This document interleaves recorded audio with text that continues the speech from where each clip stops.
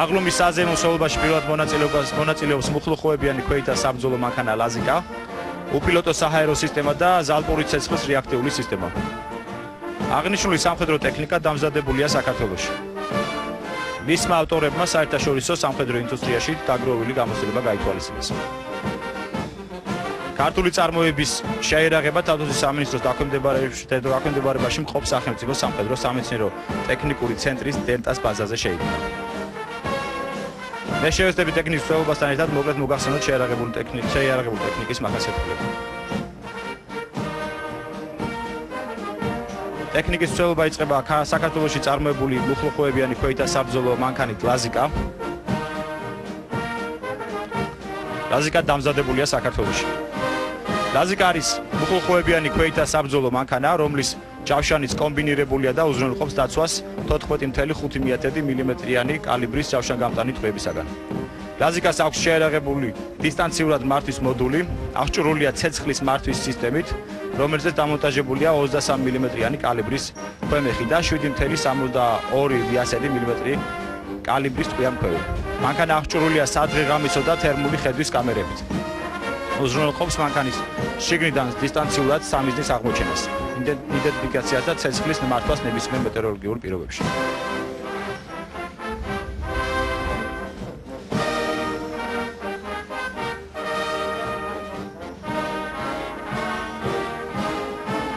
ლაზიკას შემდეგ თქვენ ხედავთ ჯავშან ტრანსპორტიორ დიდგორს, ასევე დამზადებულია საქართველოში. დიდგორი წარმოადგენს პირველ ქართულ ჯავშან ტრანსპორტიორს. მისი დანიშნულებაა ბრძოლის ვერზე პირადი შემადგენლობის გადაადგილება, სამანევრო ქვედანაყოფების შემადგენლობაში მოქმედება და საბრძოლო მოქმედების პირდაპირი საცეცხლე მხარდაჭერა. ასევე დაჭერლების ევაკუაცია. არსებობს რამოდენიმე მოდიფიკაცია სააღლუმე მშობლობაში მონაწილეობს დიდგორის ორი ტიპი.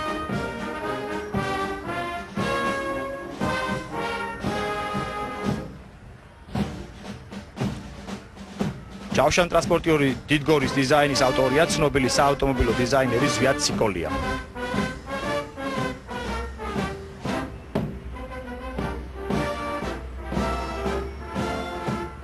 ზალპური ცეცხლის რეაქტიული სისტემა დამზადებულია საქართველოში. ზალპური ცეცხლის რეაქტიული სისტემა განკუთვნილია მოწინააღმდეგის ცოცხალი ძალის, ჯავშან ტექნიკის, საარტილერიო ბატარეების, გამაგრებული ობიექტების, საკომანდო პუნქტების და საფორტიფიკაციო ნაგებობების გასანადგურებლად. საბრძოლო მანქანას ცეცხლის წარმოება პოზიციის წინასწარი მომზადების გარეშე და გათვლის კაბინიდან გამოუსვლად შეუძლია, რაც ზალპის განსახორციელებლად საჭირო დროს მინიმუმამდე ამცირებს.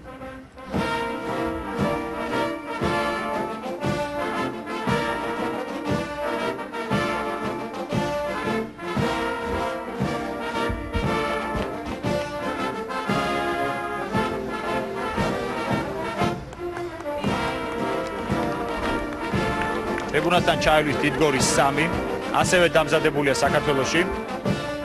ეს არის ამერიკული ემრაპის ტიპის საბრძოლო მანქანა დიდგორის 3.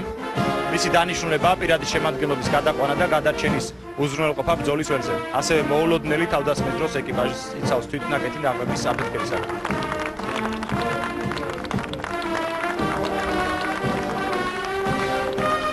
უპილოტო საჰაერო სისტემა დამზადებულია საქართველოში. უპილოტო საჰაერო სისტემა შედგება საჰაერო აპარატის და სახმელეთო სეგმენტებისაგან. ფრენის მართვა ხორციელდება პროგრამული უზრუნველყოფით, საჰაერო აპარატი აღჭურვილია შიგაწვის ძრავით. აფრენა ხორციელდება პნევმატური კატაპულტურების მეშვეობით.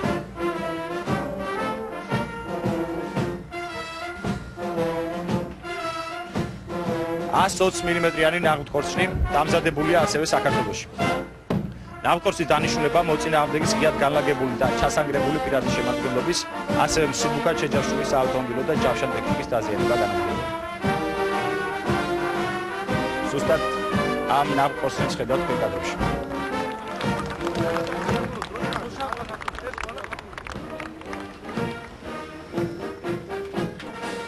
საარტილერიო სისტემა მსტა 152 მმ-იანი ჰაუბიცა 2A-65 მსტა. მისი დანიშნულება ღია საველე ტიპის თავშესაფარში განლაგებული მოწინააღმდეგის ცოცხალი ძალისა და ტექნიკის განადგურება. მოწინააღმდეგის ფორტიფიკაციური ნაგებობის დანგრევა განადგურება და მართუპლართებიან და დანაღმებებში დასასრულების განყოფილება. 2008 წლის აგვისტოს რუსული აგრესიის დროს იქნა აქტიურად გამოყენებული ეწინააღმდეგეს შავშან ტექნიკების და საარტილერიო საშუალებების დასაქმებად.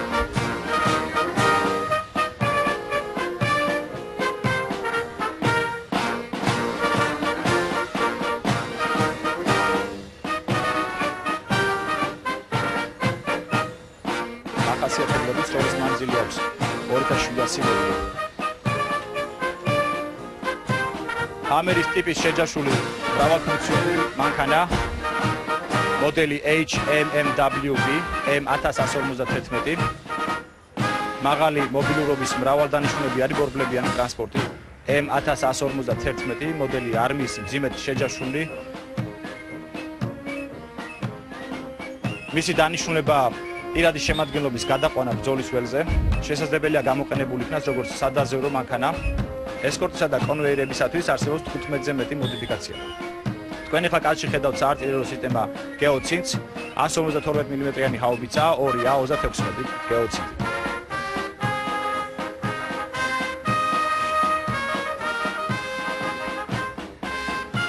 ჯავშან ტრანსპორტი 2 კობრა. მისი დანიშნულება ათეულის ზომის ქვედანაყოფის პირადი შემადგენლობის გადაყვანა ბრძოლის ველზე და მისი ცეცხლის მხარდაჭერა. არსებობს რამოდენიმე სახის მოდიფიკაცია, ესენია სადაზვერვო, სამეთაურო, ტანკსაწინააღმდეგო მართვადი რაკეტებით აღჭურვილი.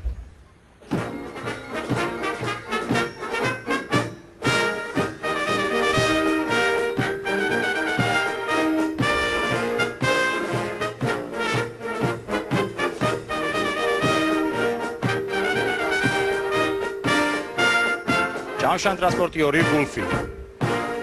სწორედ გულფებს ხედავთ თქვენ კადრში. მისი დანიშნულება ათეულის ზომის ქვედანაყოფის პირადი შემადგენლობის გადაყვანა ბრძოლის ველზე და მისი საცეცხლო მხარდაჭერა. დაჭრილების ევაკუაცია ბრძოლის ველიდან. ასევე შესაძლებელია გამოყენებული იქნას საშტაბო სამეთაურო მანქანა. შეერაღება 7.62 მმ ტყვიამფრევი, ასევე შესაძლებელია 12.7 კალიბრის ტყვიამფრევის დაყენება.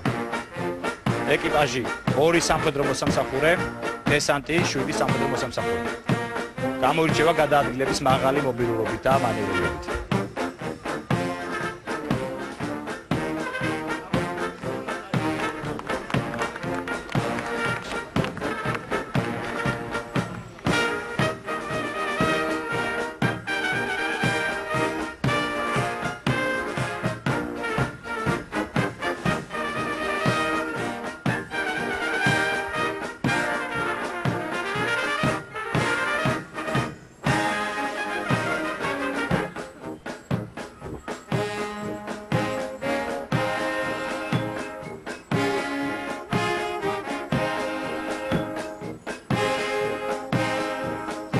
ჯავშან ტრანსპორტი 2 HDR. სწორედ HDR კადრშია. მისი დანიშნულება ათეულის ზომის ქვედანაყოფის პირადი შემადგენლობის გადაყვანა ბრძოლის ველზე და მისი საცეცხლო მხარდაჭერა. საბრძოლო გათვლა 2+10 სამხედრო მოსამსახურე. წონა საბრძოლო და გათვლის გარეშე 17.280 ტონა. საწვავის აუზის ტევადობა 400 ლიტრი. ასევე გააჩნია ამფიბიური ცურვის თვისება. საჭე ჰიდრაულიკური. მაქსიმალური სიჩქარე ხმელეთზე 110 კმ/სთ-ში, ხოლო მაქსიმალური სიჩქარე წყალში 8 კმ/სთ-ში.